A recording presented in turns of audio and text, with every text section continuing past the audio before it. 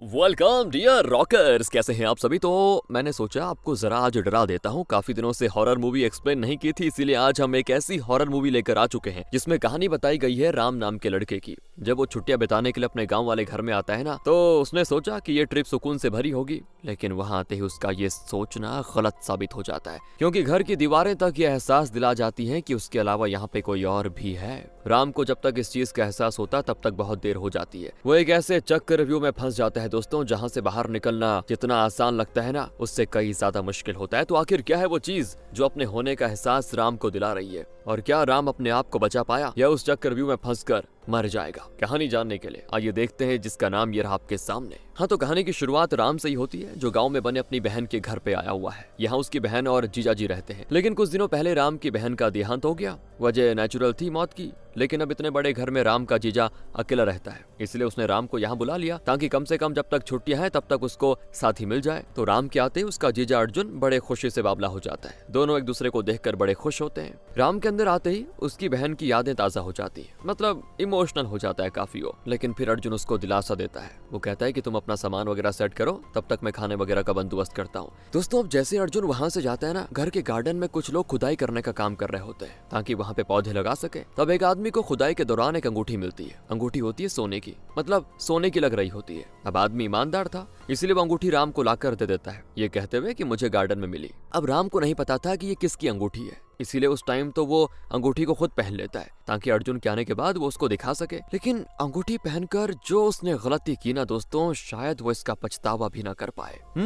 बात ऐसी है, अगले दिन जब राम बाइक से कहीं जा रहा होता है, तभी उसके बाइक एक जगह जाकर अटक जाती है, और जब वो उसको ठीक कर रहा होता है तभी उसकी नजर जाती है सामने खड़ी सीता नाम की लेडी पर, जो अपनी सहेली के इंतजार में होती है। और राम सीता को देखते ही अपनी नजरें उस पर से हटा नहीं पाता, लेकिन सिचुएशन बिगड़ ना जाए वो थोड़ा थोड़ा नजरें हटा लेता है। लेकिन सीता ये महसूस कर चुकी थी कि कोई मुझे घूर रहा है, इसीलिए वो वहां से जाने ही लगती है। पर जैसे ही वो थोड़ी दूर आती है ना, राम उसके पीछे पीछे आ जाता है। ये देखकर सीता उसके पास जाती है और सीधा थप्पड़ लगा देती है कि तुम्हारी हिम्मत कैसे वीर है मेरा पीछा करने की। लेकिन सीता बोल नहीं सकती थी, वो ये सारी बातें इशारों में कहती है। और तब राम उसको फोन देता है जो जल्दबाजी में सीता से गिर गया था, वही देने के लिए तो राम उसके पीछे आया था, और सीता को लगा कि ये मेरा पीछा कर रहा है। फिर अपनी गलती समझने के बाद सीता को काफी बुरा भी लगता है, और वो इशारों में ही राम से माफी मांगती है, उसके सामने ही उठक बैठक करने लगती है। तो ये देखकर राम भी शर्मा जाता है और वो उसको तुरंत ही माफ कर देता है, और यहाँ से छोटी ही सही लेकिन इनकी दोस्ती की शुरुआत हो जाती है। अब राम अपने घर आता है और खाना वाना खाकर सो जाता है, लेकिन तब दोस्तों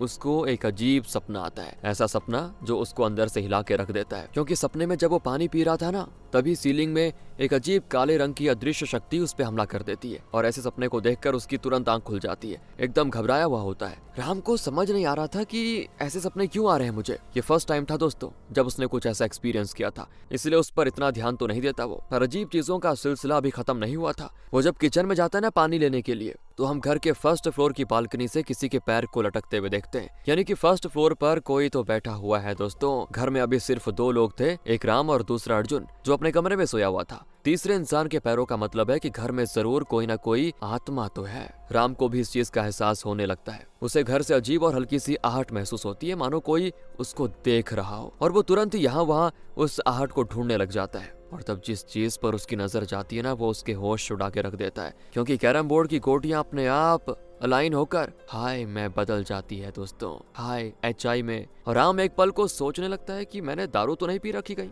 ये नशा कैसा? लेकिन उसने कोई नशा भी नहीं किया था जो उसको ऐसी चीजें दिखाई दे, इसलिए वो डर के मारे पसीने से डूब जाता है दोस्तों कि यहाँ पे ये हो क्या रहा है। और ऐसे ही डरते डरते रात निकल जाती है, और सुबह अर्जुन आकर उसको जगाता है, क्योंकि 7 बजे उठने वाला राम कल रात के इंसिडेंट की वजह से 10 बजे तक सोता रहा। इसीलिए राम जल्दी जल्दी उठकर ब्रश करता है, और तब उसकी नजर जाती है वही अंगूठी पर। इसीलिए वो उस अंगूठी को निकाल कर वहीं टेबल पे रख देता है कि आखिर मैंने ये फालतू क्यों पहन रखी है किसी की अंगूठी, वहीं रख देता है उसको वो। तो राम फ्रेश होने के बाद अलग अलग जगहों की फोटोग्राफी करने निकल जाता है, क्योंकि उसका सपना है एक फोटोग्राफर बनना। अब ऐसे ही दोस्तों मंदिर में बैठकर जब वो एक छोटे बच्चे की फोटोज खींच रहा होता है, तभी वहाँ पे सीता आ जाती है, जो राम को देखकर इशारों में कहती है मेरी भी खींच लो फोटो। और ये सुनकर राम उसकी कई सारी बढ़िया बढ़िया फोटो खींचता है, ताकि बाद में कभी वो फोटोज को देखकर सीता के करीब होने का एहसास उसको दिखा सके। दोनों एक दूसरे से खूब बातें करते हैं। दूसरी मुलाकात भी दोनों की बहुत ही बढ़िया जाती है। राम ने तो सोच लिया था कि अगर सीता हाँ कहती है तो वो पक्का उसके साथ रिलेशनशिप में आ जाएगा। अब घर आने के बाद जब राम घर की हालत को देखता है, वो दोबारा से परेशान क्योंकि सारा सामान बिखरा पड़ा था। अब इस तरह की चीजों को पिछली बार तो राम ने इग्नोर कर दिया,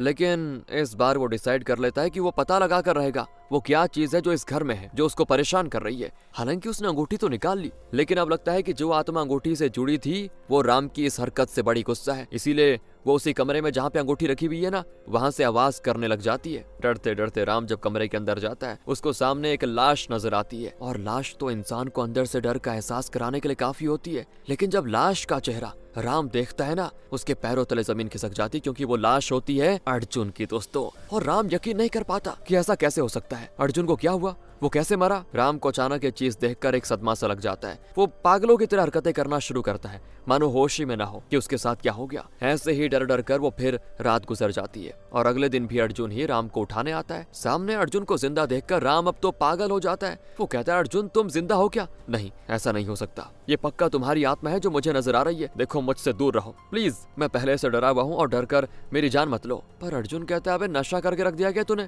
क्या बक रहा है फालतू, कौन मर गया? तो राम उसको वही कमरे के बारे में सारी बातें बताता है। ये सुनकर अर्जुन दोस्तों तुरंत उस कमरे में जाता है। आया तो वो बड़े जोश में था, लेकिन नजारा वहाँ का देखकर वो भी पैनिक करने लगता है, क्योंकि उसको नजर आ रहा था कि सामने एक लाश है, लेकिन उसकी नहीं बल्कि राम की। अर्जुन को लगने लगता है कि वो खुद राम की आत्मा से अभी बहस करके आया है, जबकि उसका शरीर तो यहाँ मृत अवस्था में मौजूद है। लेकिन अब राम कहता है कि अरे जीजू आप क्या कह रहे हो, मैं कैसे मर सकता हूँ, मैं तो आपके सामने खड़ा जिंदा हूँ, ये लाश आपकी है। वहाँ लाश तो पड़ी थी, लेकिन अर्जुन को वो लाश राम की दिखाई दे रही थी, और राम को वो लाश अर्जुन की दिखाई दे रही थी। काफी देर तक दिमाग को ठंडा करने के बाद दोनों सोचने लगते हैं कि अभी अभी जो हमने देखा वो शायद कोई भ्रम था। अर्जुन कहता है, सुनो मुझे ऐसा लग रहा है कि किसी न किसी वजह से हम दोनों मर चुके हैं, पर हमारी आत्मा आफ्टर लाइफ में जाने के बजाय यहाँ फंस कर रह गई है, इसलिए हमें हमारा मरा हुआ शरीर नजर आ रहा है। अगर इस चीज को कंफर्म करना है तो हमें पता लगाना होगा कि बाकी लोग भी हमें देख पा रहे हैं या नहीं, क्योंकि अगर हम आत्मा है तो जाहिर सी बात है जिंदा लोग हमें देख नहीं पाएंगे। तभी दोस्तों वहाँ राम से मिलने के लिए सीता आ जाती है। अब अच्छी बात यह थी कि वो राम और अर्जुन दोनों को देख पा रही थी। तब जाके दोनों की जान में जान आती है कि चलो हम जिंदा तो हैं कम से कम, वरना हमने तो सोच लिया था कि हम मर चुके हैं। और तभी सीता को भी कुछ अजीब महसूस होता है, ऐसा लग रहा था कि कोई उसका नाम लेकर पुकार रहा हो। सीता राम को भी इसके बारे में बताती है कि तुमने कुछ कहा क्या अभी? और राम कहता है, मैंने तो कुछ नहीं कहा, ना ही कुछ सुना। सीता को बड़ा अजीब तो लगता है, पर वो इस चीज को अपना वहम समझकर चली जाती है। इसका मतलब दोस्तों उस आत्मा का सीता से कोई ना कोई संबंध तो जरूर है। तभी वहाँ पे अर्जुन के पुराने दोस्त आ जाते हैं, और यहाँ आता है बढ़िया सा ट्विस्ट। सारे के सारे दोस्त उन दोनों को देख ही नहीं पा रहे थे। ओ माय गॉड, राम और अर्जुन दोनों कई बार अपनी मौजूदगी उनको बताने की कोशिश करते हैं, लेकिन कोई फायदा नहीं होता। अब राम सोचने लगता है कि अगर हम मर चुके हैं, सिर्फ हमारी आत्मा बची है, तो सीता कैसे हमको देख पा रही थी? कहीं ऐसा तो नहीं कि सीता भी मर चुकी हो? लेकिन राम के इतना बोलते ही उसके दोस्त जोर जोर से हंसते हैं कि अबे हम सब तुम्हें देख पा रहे थे, हमने सिर्फ प्रैंक किया था। अब ये देखकर राम और अर्जुन दोनों उन दोस्तों को खूब चिल्लाते हैं कि पागल हो गए थे क्या, हार्ट अटैक आ जाता अभी, इतना घटिया प्रैंक मत करना कभी। अब वो दोस्त कहते हैं कि अबे ये कैसी भूतों वाली बात कर रहे हो, बच्चे हो क्या जो अभी भी भूत में विश्वास करते हो? तो राम कहता है कि विश्वास तो मुझे भी नहीं था, लेकिन अब हो गया है। अगर मेरी बात पे भरोसा नहीं हो तो जरा ऊपर वाले कमरे से होकर आ जाओ। ये सुनकर सारे दोस्त जोश में जाते हैं और एक एक करके उस कमरे में जाते हैं, पर जब बाहर आते हैं ना, उनके मुंह पे सिर्फ चीखें होती है, क्योंकि सभी को वहाँ लाशें नजर आ रही थी। राम कहता है, किसकी लाश देखी तुमने? अब उसको लग रहा था कि जो इंसान उस कमरे में जाता है जहाँ मतलब अंगूठी मौजूद है, उसको किसी दूसरे इंसान का मृत शरीर दिखाई देता है, जैसे कि राम को अर्जुन का दिखाई दिया और अर्जुन को राम का। लेकिन उसका ये शक सारे दोस्त गलत साबित कर देते हैं, ये कहते हुए कि हमने वहाँ पे एक नहीं बल्कि 2 लाशें देखी, जो एक राम की थी एक अर्जुन की, इसीलिए तो हम डर गए कि तुम दोनों तो मर चुके हो, फिर हमारे सामने कौन बैठा है? और दोस्तों ये सारी बातें सुनने के बाद राम और अर्जुन समझ जाते हैं कि जो भी उस कमरे में मौजूद है उसने हम दोनों को तो ये दिखाया कि लाइक जब राम गया तो वहाँ पे अर्जुन की लाश, और जब अर्जुन गया तो राम की लाश। लेकिन जब बाकी के लोग वहाँ गए तो उस कमरे में जो भी मौजूद था उसने उन लोगों को हम दोनों की लाशें दिखाई। ये कैसे हो सकता है? हमारे साथ कहीं कुछ बुरा तो नहीं हुआ? पता लगाना होगा। और दोस्तों तब एक दोस्त सुझाव देता है कि मेरी नजरों में एक फेसबुक पंडित जी हैं, जिसको फेसबुक पे बढ़िया लाइक्स मिलते हैं, वो एक्सोर्सिज्म भी करता है, जरूर वो इस घर पर इन्वेस्टिगेशन करके तुम्हारे सारे राज खोल सकता है। इसीलिए राम फेसबुक पंडित जी को तुरंत घर बुला लेता है। पंडित जी आए तो बड़े जोश में थे दोस्तों, लेकिन उस कमरे के अंदर जाते ही उनकी भी हवा निकल जाती है। वो डरते डरते बाहर भागते हैं कि जो मैंने अभी देखा वो सच हो ही नहीं सकता। क्योंकि उसे न सिर्फ अर्जुन और राम बल्कि उन तीनों दोस्तों की भी लाशें दिखाई दी। दोस्तों, आने से पहले पंडित जी ने थोड़ी बहुत जानकारी घर और अर्जुन की निकाल ली थी, इसलिए वो अपने मन में एक थ्योरी बनाने लग जाते हैं कि शायद अर्जुन ने अपनी पत्नी को मार डाला और इसमें इन सभी लोगों ने उसकी मदद की और मिलकर उसकी लाश गार्डन में दबा दी। इसीलिए अंगूठी के साथ साथ आत्मा भी गार्डन से बाहर आ गई और जब आत्मा वापस आ चुकी है तो वो अपनी मौत का बदला लेना चाहती है। पर दोस्तों, राम तुरंत इस थ्योरी को इनकार कर देता है कि मेरी बहन मेरे सामने मरी थी, वो भी हार्ट अटैक से। जो हुआ था मेरे घर पर हुआ था, ना कि यहाँ पे। इसलिए आपकी ये थ्योरी तो घटिया है। मेहरबानी होगी कि आप यहाँ से चले जाओ। अब कोई दूसरा ऑप्शन ढूंढना पड़ेगा बंदोबस्त करने के लिए। अगले सीन में राम जाता है एक बाबा के पास और वहाँ से पता चलता है कि लोगों का कहना है कि उनको बहुत ज्यादा ज्ञान है। सारे गाँव वालों की समस्या वो हल कर देते हैं बाबा। इसीलिए राम उनको भी ट्राई करने का सोचता है। ये बाबा थोड़ा जेन्युइन लगते हैं दोस्तों, क्योंकि उन्होंने आते ही कुछ तो गड़बड़ी महसूस कर ली थी, लेकिन डरे नहीं बल्कि तैयार हो चुके थे कि जो भी यहाँ पे मौजूद है उसका सामना करो। वो यहाँ पे आने के बाद एक खास तरह का रिचुअल करता है ताकि उस आत्मा से बात कर सके और इससे पहले वो सभी को उनके बनाए हुए सुरक्षा सर्कल के अंदर जाने को कहते। तो जब राम उस सर्कल में जा रहा होता है तभी सीता उसको फोन करने लग जाती है। राम इन सब के बारे में उसको बताकर टेंशन नहीं देना चाहता था, इसीलिए वो फोन इग्नोर कर देता है। लेकिन ये करने से वो आत्मा गुस्सा हो जाती है और बाबा को जैसे ये चीज महसूस होती है ना, वो राम से कहते हैं कि सीता को यहाँ पे बुलाओ। शायद वो आत्मा सीता को यहाँ पे देखना चाहती है और राम हैरान कि आखिर उस आत्मा का सीता से क्या कनेक्शन जो आत्मा उसको यहाँ पे देखना चाहती है। पर फिर भी राम बाबा के कहने पर सीता को यहाँ पे बुला लेता है। अब सभी के यहाँ होने के बाद बाबा अब रिचुअल करके उस आत्मा से उसकी पहचान पूछने की कोशिश करता है कि आखिर तुम कौन हो और राम और अर्जुन को क्यों परेशान कर रहे हो। तब जाकर दोस्तों